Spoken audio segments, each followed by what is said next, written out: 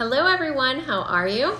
I have missed you guys, and I am happy to be on here talking to you about a couple of the days that we've missed here as far as being in our group. So I am going to take a shot at this. I put a post up that our family got hit with the stomach virus, and it was awful. I don't wish it upon anybody, but we're through that now. So let's move forward.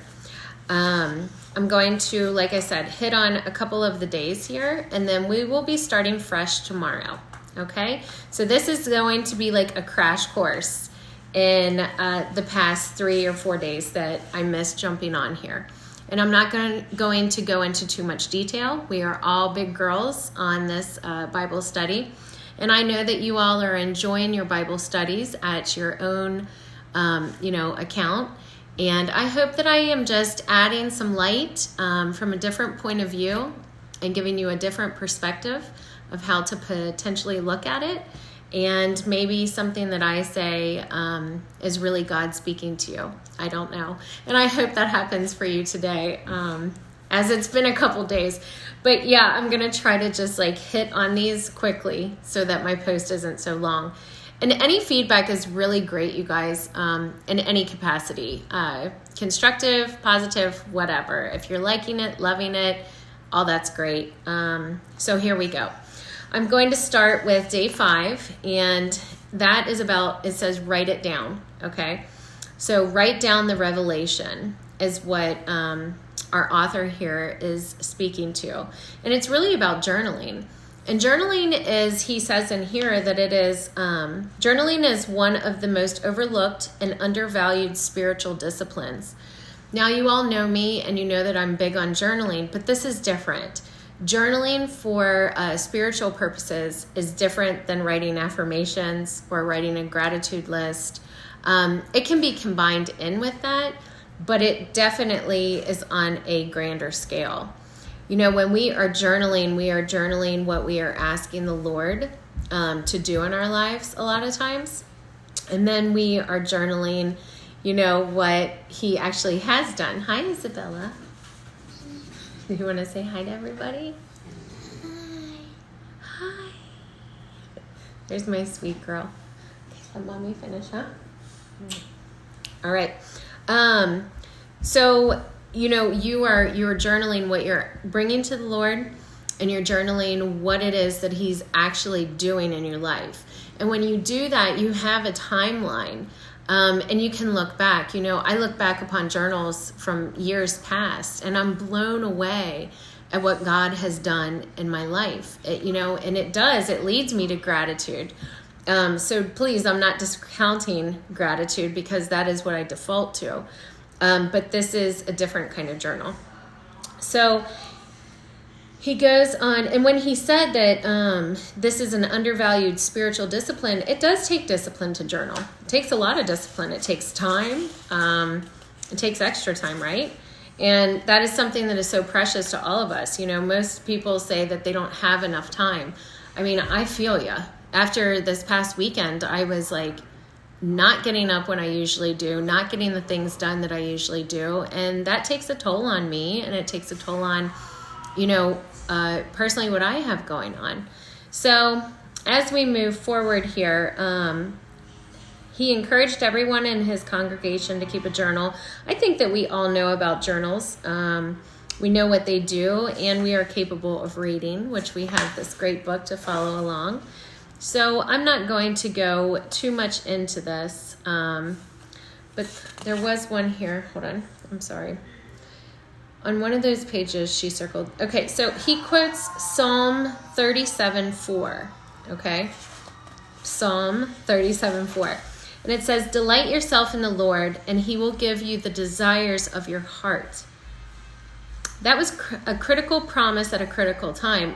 God speaks to us at certain times. So if you're hearing that and you're you have some big desires, you need to commit yourself to the Lord. Just like we talked about consecration in one of our earlier days, right? So the shortest pencil is longer than the longest memory. And there you have it. All right, so we're going to move on to Day 6, shameless audacity. Yet because of your shameless audacity, he will surely get up and give you as much as you need. You know, this is about going to the Lord. And I actually saw a lot in here. And let's see. Why do we mistakenly think that God is offended by our prayers for the impossible? Isn't that mind-blowing? Like, there were times in my life, and I can only use myself for an example, and that's why I talk a lot about my journey, because I hope that it's relatable for you. But, you know, there were many times in my life that I just thought, who am I to ask God for that? You know, who am I? Well, who am I not? I am a child of God, and he designed me with his truth. So who am I not to take these audacious goals and dreams to? I should only lay them at the feet of the Lord, right? It goes on to say, the truth is that God is offended by anything less. God is offended when we ask him to do things we can do ourselves, right? Like, it's kind of like, you know, your children, I don't get offended by this, but it's a learning, right, behavior.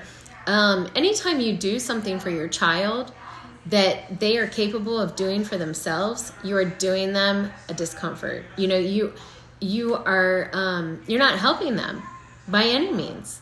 So why would God be offended by that? You know, he wants us to come to him, and he wants us to lay down the impossible. And sometimes, you know, I believe that people are not digging deep enough, you know, so let's dig deep. It's the impossible prayers that honor God because they reveal our faith and allow God to reveal his glory. How beautiful is that? You know, there are a handful of things or more that have happened in my life that are only by the hand of God, okay? And I'm happy to sit down over coffee or tea or my energy drink, because I don't really drink coffee, and talk to you guys about this, because it's very real. And maybe we'll do this. Like, I was thinking 20 days into our journey, maybe we can just have a gathering at my house, whoever can make it. And we can social distance. You know, I have plenty of space, and just make it nice as a halfway point. Let's see. Shameless says it. Make room so, you know, I think that kind of gets my heart in shameless audacity. We just have to be brave. We just have to step up to the plate, and we have to ask God. And I think it's summed up the best by the author in the end. The greatest tragedy in life is the prayers that go unanswered simply because they go unasked. You know what I mean? Oh my gosh. Can you imagine just leaving it all on the table because you haven't asked? Where are you falling short in asking the Lord? Think about it. All right. I know we're like suited up. We're just nailing through it. You guys might actually like this, right? So we're going to put on your waders. Okay, Wade, W-A-D-E-R-S. They went forth and preached everywhere, the Lord, confirming the word with the signs following. So what I really loved about this is that they were showing up. Okay, so they're asking God, and I'm going to read this part to you. It's on page 48 at the top. It says, I can't help but wonder if the act of faith is what sealed the miracle, the actual faith they had in Jesus and God himself. I don't know for sure, but this I do know. God is honored when we act as if he is going to answer our prayers. And acting as if means acting on our prayers. After hitting our knees, we need to take small steps of faith. And those small steps of faith often turn into giant leaps. Don't they though? You know, when I go to the Lord, and I've just learned this because, you know, this is kind of how I live my life. If I'm going to put something out there, you best believe I know it's going to happen. And that's called faith. That's believing in something before it happens, okay? And back to the beginning of our reading, right?